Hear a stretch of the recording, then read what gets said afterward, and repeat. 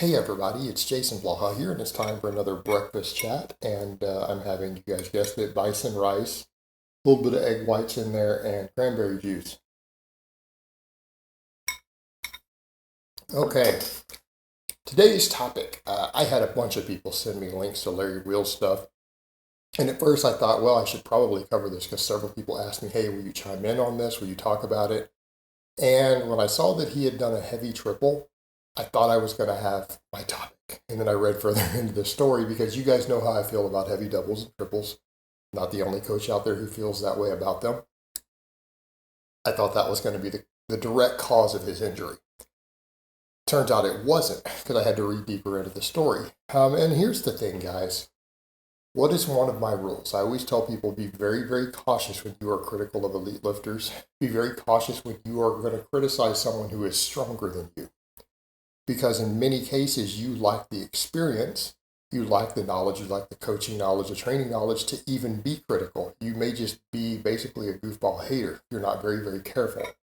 So when we're talking about someone at Larry's level, I will always be cautious when I give criticism or discussion. And in this case, it's more education for people out there listening so they can kind of understand this rather than me saying, oh, Larry's some dumb guy who doesn't know what he's doing. And in the case of Larry, I've never necessarily seen evidence that he has any special training knowledge, right? It's not like Larry's actual training or anything he does seems to come from the best or the most advanced coaches, which actually makes him a more interesting case, doesn't it? And I think it speaks volumes to the guy's natural ability. And that's one of the things I've said in the past with someone like Larry. I hate seeing a guy like that get hurt all the time. And the reason is his genetic potential is so high. You know, this is someone who has the ability to just destroy stuff for years and years and years in strength sports. And he's trying to compete in multiple strength sports now at this point. You know, so this is a very, very well rounded, very genetically gifted athlete. Okay, very, very gifted. And so again, he doesn't train with anything that's any. There are plenty of guys who deadlift 500 pounds who train identical, similar to the ways Larry does. It's not that his training is special; it's that he is extremely gifted. He is admitted to using very, very high doses of anabolics. Even before he was as strong as he is now, years ago when he was a lot weaker, he was admitting to very high doses. Okay, and he trains very hard.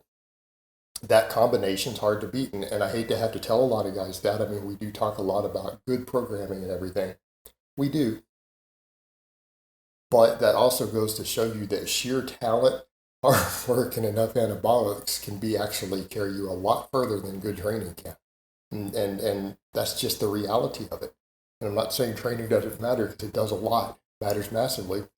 I think here's the thing that comes over to the injuries. And that's the difference. You can get super far, but if you're not programming stuff correctly or looking at things correctly, your injury risks go up, particularly when you're as strong as someone like Larry is. But here's the other thing. You guys see him getting hurt doing one rep maxes? No. People who have good form and a good base very rarely get hurt on one rep maxes. Okay, and I want to make that clear. That's something even Dave Tate noted over the years. His athletes don't get hurt on ones. They don't get hurt doing a single heavy lift. They get hurt on a 2 rep max, a 3 rep max, a 5 rep max. Okay, that's where people get hurt. And it's because of not just overuse, but has to do with fatigue under a very heavy load.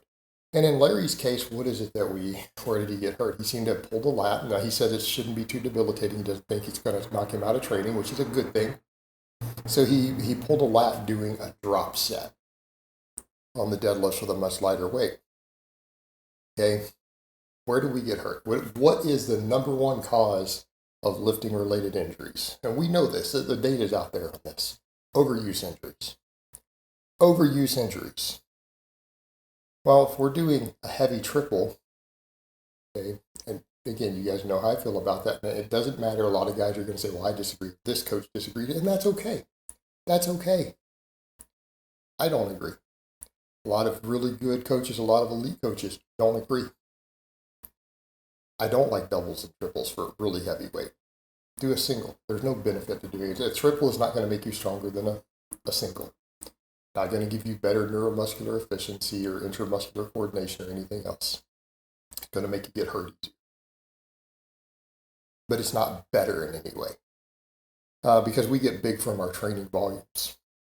So here's what he did. He took an exercise like the deadlift, which generates a lot of fatigue. Okay, and that's our other thing. Where else do we get hurt? With heavy loads when we're extremely fatigued, in a very fatigued state. Okay, he pulled a lifetime triple. That's extremely fatiguing. The guy pulled over 800 pounds for 3 reps. All right. I don't care how strong you are, that is going to generate an enormous amount of fatigue. Then he proceeded to do a drop set. Well, what happens when we do something like a drop set after that? It generates a lot of fatigue, and drop sets don't build that much muscle, guys. I'm sorry. I'm not going to get into all the data on that here. I'm not a fan of that type of training. I don't like reverse pyramiding. For the most part, I'm not saying it can't have its place the way a lot of people do it. Oh, let me take 20% off the bar and do 5 reps. That's not going to stimulate muscle growth. If your drug doses are high enough, it will. But that's kind of what we're seeing here. You know, he generated a lot of fatigue. And has he been training like this for a while? Is he doing heavy triples and then drop sets on the deadlift? Okay, if that's the case, then he's set himself up for a potential overuse injury. And in this case, that fatigue state and then still pulling a heavy weight, because I don't remember what the weight, it was 5 something or 6 something where he was doing a drop set with, right? Pulled a lat. And so that sounds like a potential overuse injury when in a very fatigued state. And, you know, that's the thing, again, it's unfortunate with Larry. We see him getting hurt a lot. He gets hurt a lot. And my concern is that, you know, if he continues to do some of the stuff and the silly showboat stuff he does and he keeps getting hurt, it's going to knock out a really gifted athlete. And I don't think strength sports really need to be losing athletes of that caliber. Not good. Because it also starts to tell people, oh, look, if you lift heavy, you're going to get hurt. But the reality is he's not getting hurt doing 1 rep maxes on any sort of classic lift or even close variant. It's not where he's getting hurt. Okay, he's getting hurt on the endurance fatiguing type stuff. That's where he's getting hurt, and that is where people get hurt. That stuff needs to be programmed correctly by a good coach, or else injuries happen much, much more frequently. Okay? And that's what we need to be looking at. I think that's the take-home message for a lot of people here. When we start doing stuff like that, and you say, I'm going to do a heavy triple, and then I'm going to do drop sets, and you're going to do stuff like that regularly, don't be surprised when we run into overuse problems, particularly if you're blasting a lot of gear. Okay? Injuries are going to happen easier that way.